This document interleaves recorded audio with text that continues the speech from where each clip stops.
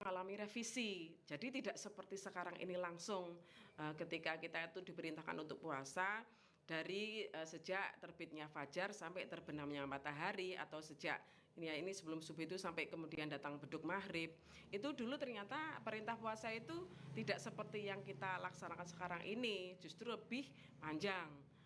Ceritanya begini, dulu itu untuk yang menjadi patokan ya, yang menjadi patokan puasa itu itu dimulai dari setelah tidur isya ya. Kalau sudah isya, sudah tidur, nah itu sudah bangunnya lagi sudah tidak boleh makan, minum, apalagi berhubungan suami istri dan lain-lain yang membatalkan puasa. Itu sudah nggak boleh, jadi sudah masuk waktu puasa. Nanti bisa buka lagi setelah waktu maghrib datang atau terbenamnya matahari. Nah, ternyata peristiwa itu banyak sekali sahabat-sahabat yang merasa kesulitan untuk melaksanakan aturan puasa tersebut. Contohnya pertama, yaitu ini terjadi pada sahabat Nabi, yaitu Sayyidina Umar bin Khattab ya. Sayyidina Umar bin Khattab pada waktu itu pada bulan puasa itu beliau berada di tempatnya Kanjeng Nabi sampai malam ya. Beliau itu pada waktu puasa sampai malam, kemudian beliau sudah makan minum ya di tempatnya Kanjeng Nabi.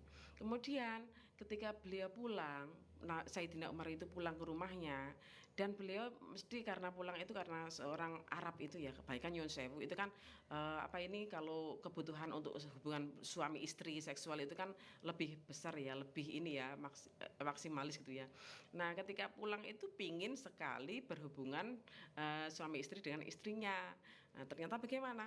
Begitu sudah pulang sampai rumah, karena memang sampai malam ya kondurnya pulangnya dari Kanjeng Nabi, itu ternyata istrinya sudah tidur. Nah, istrinya sudah tidur itu kemudian Sayyidina Umar membangunkan istrinya. Bangun ya, ternyata aku sudah pulang ya, pokoknya pengen ngajak gitu ya. Ternyata istrinya itu jawabnya begini, lah wong aku wis turu kok, aku sudah tidur kok. Ya udah nggak bisa lagi ya, udah tidur ya udah nggak bisa melakukan hal-hal yang bisa membatalkan puasa. Wah, itu akhirnya Sayyidina Umar aduh lemes deh seperti itu.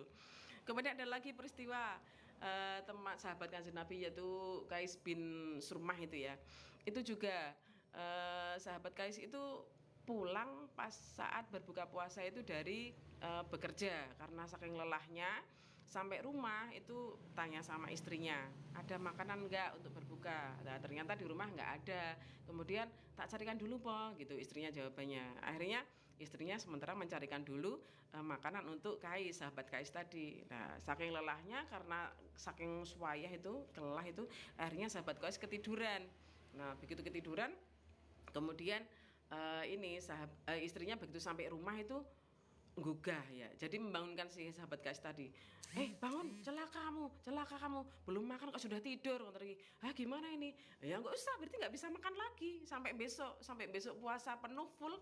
Kalau udah tidur udah isya ya udah sampai maghrib, nunggu sampai maghrib bisa makan gitu. Wah, akhirnya benar-benar banyak sekali sahabat itu nggak bisa melaksanakan peraturan puasa, bahkan banyak yang melanggar ya, tanpa bisa dihalangi lagi karena memang kebutuhan. Nah karena banyaknya kesulitan itu, maka melapor lagi pada Kanjeng Nabi. Akhirnya turun lagi ayat revisi waktu puasa.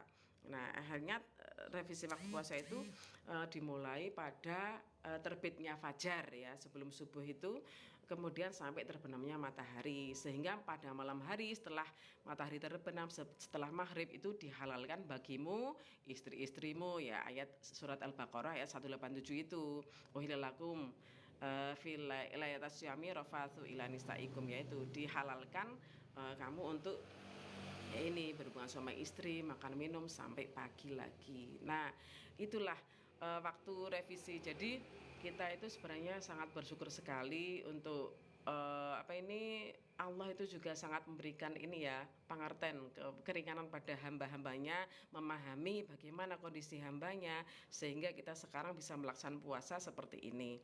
Nah di sini